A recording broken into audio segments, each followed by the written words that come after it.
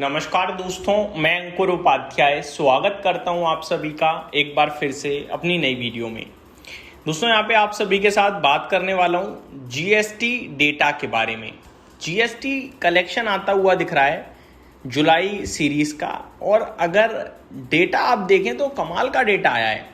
जुलाई में इंडिया की GST collection 2.11 lakh crore नहीं रही, सॉरी माफ कीजिएगा, नहीं बोल रहा हूँ, रही 2.11 लाख करोड़ का जीएसटी कलेक्शन आता हुआ दिखा है जुलाई मंथ में, जो कि अपने आप में काफी शानदार है।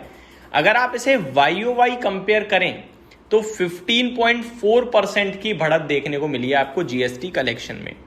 ये पिछले 14 महीनों की सबसे तेज ग्रोथ है। अगर आप इसे YOY आधार पे ग्रोथ वाइज कंपेयर करें तो ये 14 मंथ का सबसे हाईएस्ट ग्रोथ है। आप एक चीज मिसअंडरस्टूड मत कीजिएगा कि ये 14 मंथ में सबसे ज्यादा है, ये नहीं, 14 मंथ में ये सबसे बड़ी ग्रोथ है YOY आधार पे। यानी हर महीने हम लास्ट ईयर के कंपेयर में देखते हैं तो ये सबसे ज्यादा है।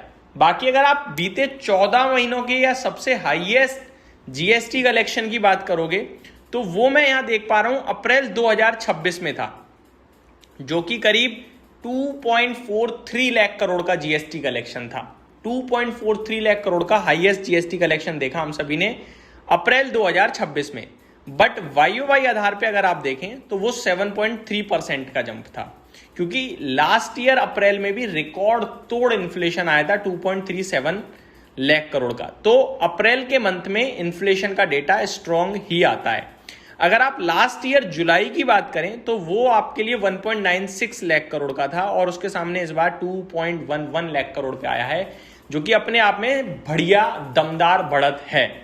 आगे FY27 में सिर्फ दूसरी बार monthly GST collection 2 lakh crore से ऊपर गई है। तो इस वित्त वर्ष में दूसरी बार ऐसा हो रहा है जब 2 लाख करोड़ के ऊपर जीएसटी कलेक्शन आया है। एक आपका अप्रैल में आया था 2.43 लाख करोड़ का, जो कि हाईएस्ट एवर जीएसटी कलेक्शन था।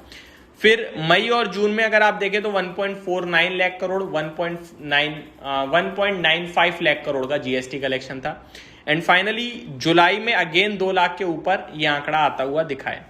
अगर जीएसटी कलेक्शन की बात करें तो ये जो दमदार ग्रोथ आई है ये क्यों है? इसमें इंपोर्ट जीएसटी कलेक्शन 28.8% बढ़कर 66,511 करोड़ हो गया है। तो इंपोर्ट जीएसटी 28% बढ़ता हुआ दिखा है। इसका मतलब इंडिया ने ज्यादा माल इंपोर्ट किया या इंपोर्टेड गुड्स की वैल्यू बढ़ी, जिससे गवर्नमेंट को ज्यादा जीएसटी मिला। ठीक है जी। दूसरा है डोमेस्टिक जीएसटी भी स्ट्रॉन्ग रहा है।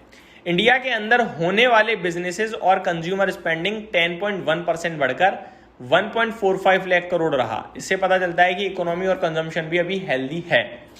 बाकी नेट जीएसटी की बात करी जाए तो गवर्नमेंट पहले जीएसटी कलेक्ट करती है, फिर एक्सपोर्टर्स और एलिजिबल बिजनेसेस को जीएसटी रिफंड्स देती है।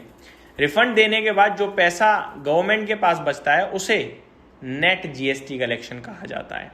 जुलाई में gross GST collection 2.11 lakh crore रहा। रिफंड करीब 29,968 करोड़ रहे, और नेट जीएसटी 1.81 लाख करोड़ रहा, जिसकी ग्रोथ है 15.8% YOY आधार पे, जो कि बहुत स्ट्रांग है।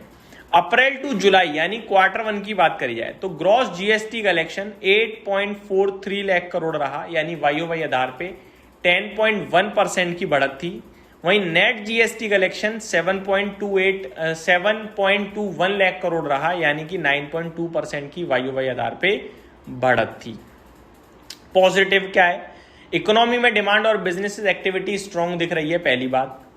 कंज्यूमर स्पेंडिंग अच्छी है, दूसरी बात। गवर्नमेंट की टैक्स रेवेन्यू बढ़ने से इंफ्रास्ट्रक्चर और कैपिटल एक्सपेंडिचर से के लिए ज्यादा पैसा मिल सकता है, तीसरी बात।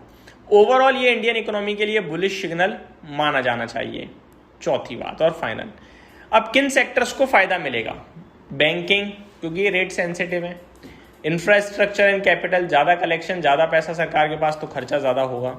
सीमेंट, इंफ्रास्ट्रक्चर बनेगा तो सीमेंट को आएगा। Auto, FMCG, logistics and railway, इन क्षेत्रों के लिए काफी पॉजिटिव बात है।